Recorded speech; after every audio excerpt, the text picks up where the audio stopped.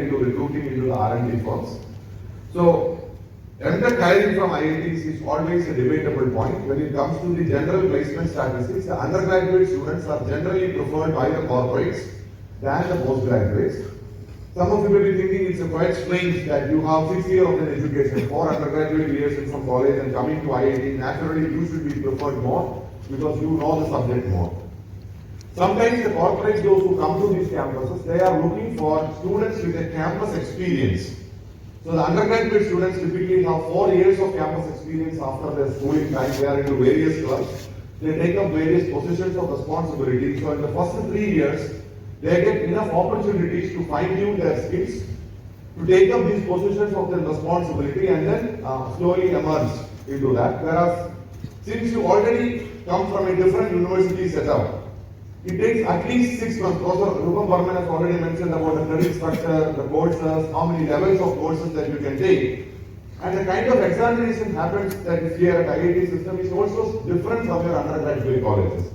So generally, M.Techs will, or postgraduate students in general will take at least 6 months to understand the system, how to study and how to score well. Because of the transition from the level of education that you had, considering the competitiveness in the IIT system.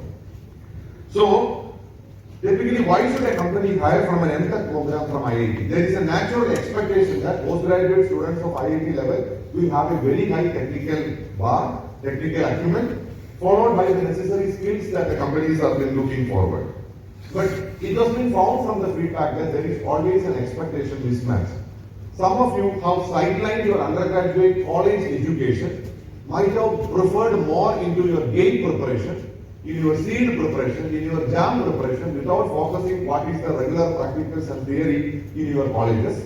Some of you might have faced some infrastructural crunches in your college.